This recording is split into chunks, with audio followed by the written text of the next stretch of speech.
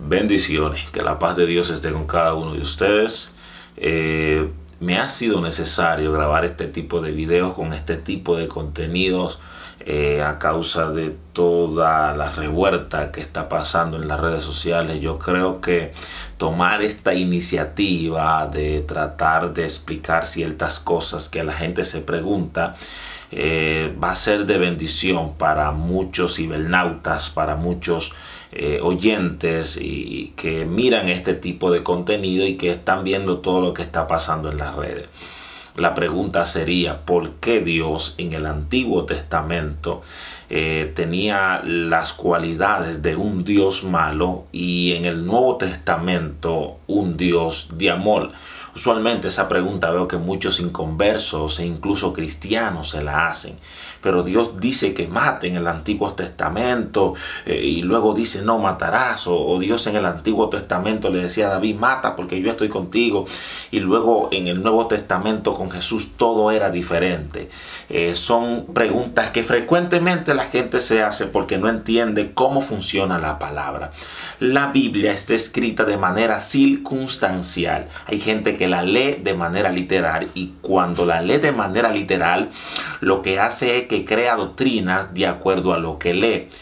Cuando no sabe que eso que leyó tiene lo que es un trasfondo cultural, que eso que leyó tiene una historia detrás del texto, que el escritor también está influenciado por la cultura de la época. Son cosas que ellos tienen que tener bien en cuenta para que puedan entender el texto, porque la Biblia no es un libro dominicano, ni colombiano, ni puertorriqueño. La Biblia es un libro judío, es un libro hebreo, sujeto a esa cultura, de manera que es bueno entender lo que es cultura hebrea, los misterios que hay en la cultura hebrea, para uno entender este tipo de cosas, este tipo de simbolismos también que se utilizan en algunos textos. Por ejemplo, ustedes saben que Dios le dice a Osea, cásate con una prostituta para mostrarle la situación al pueblo, para mostrarle su estado al pueblo. Aquí Dios se está mostrando como un Dios de amor.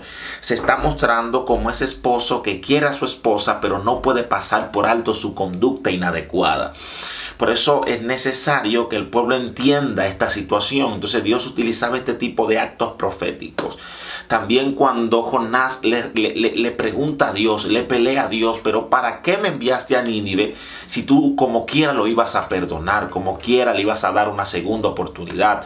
Aquí estamos viendo que Dios siempre se mostró de manera amorosa en el Antiguo Testamento. Y hay gente que piensa que no.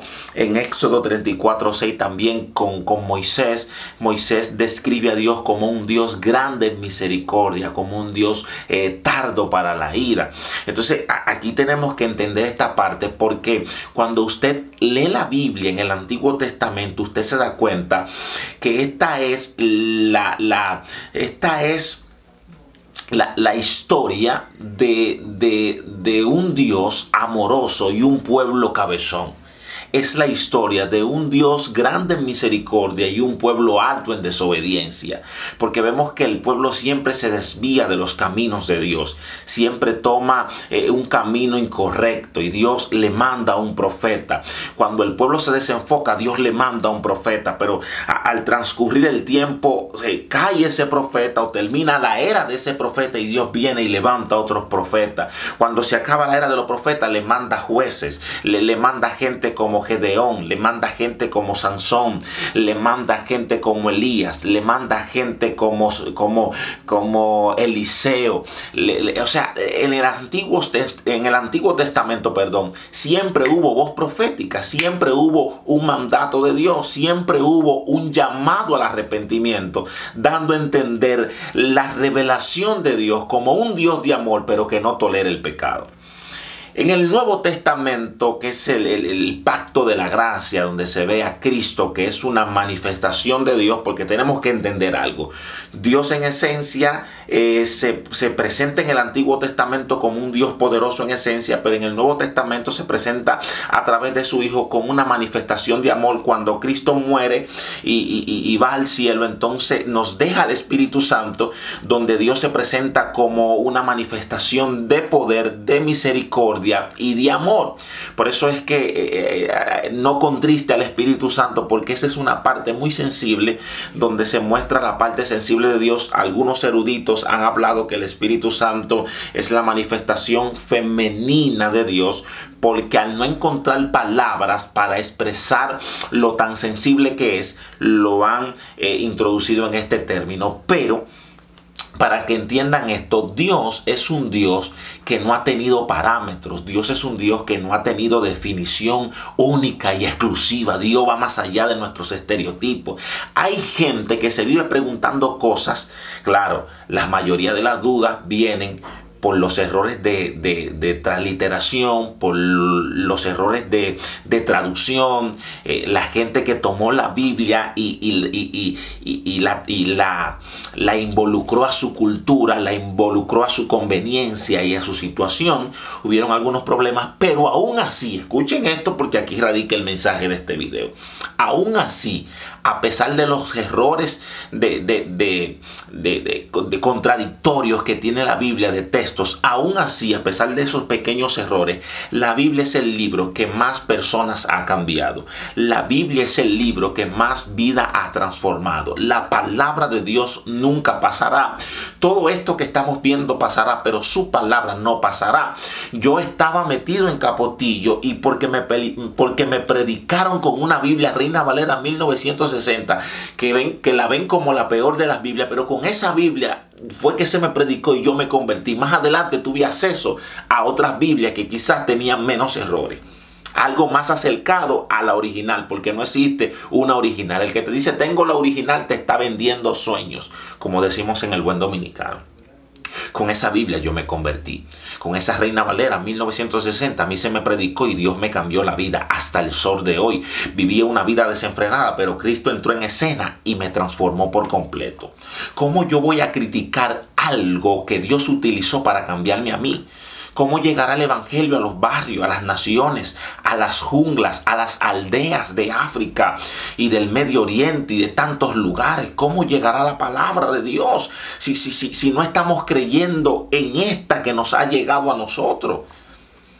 Mire, el tema de la salvación es un tema muy complejo y es un tema que le compete única y exclusivamente a Dios. Dios salvará a la gente conforme a como Él entienda.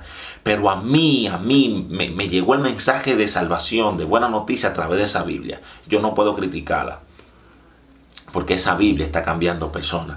Esa Biblia está influyendo de manera positiva. Hay centros de rehabilitación como Hogares Crea, diferentes tipos de centros que utilizan la Biblia como terapia.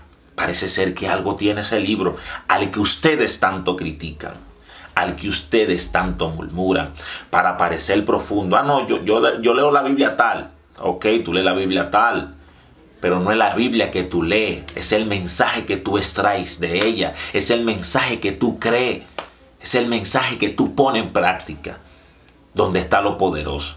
Entonces, en pocos minutos yo no te puedo hablar de cosas muy profundas, pero vamos a comenzar a subir videos de este tipo. Y vamos a comenzar a llevar este tipo de contenido porque hacemos preguntas. Ay, ¿por qué esto y por qué lo otro? Porque leemos de manera literal y no entendemos que un texto sin contexto es un pretexto.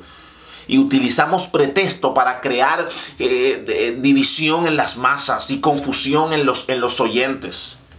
Cuando tenemos que crear conciencia, acercar a la gente a Dios por medio al amor, por medio a la fe, por medio a las buenas actitudes. Esto es un tema de luz. Esto es un tema de luz, de tus acciones. ¿Cómo estás viviendo? ¿Qué estás sembrando en la vida? ¿Cuál es ¿me entiendes? Pero más adelante estaremos hablando de estos temas. Pero Dios todavía sigue en escena, todavía hace milagros y todavía seguirá cambiando personas. Así que ya ustedes saben. Bendiciones, suscríbanse y compartan este video con esa gente que no cree, porque hay un grupo de gente que no cree en nada. Ellos creen en todo lo negativo, pero no creen en lo positivo.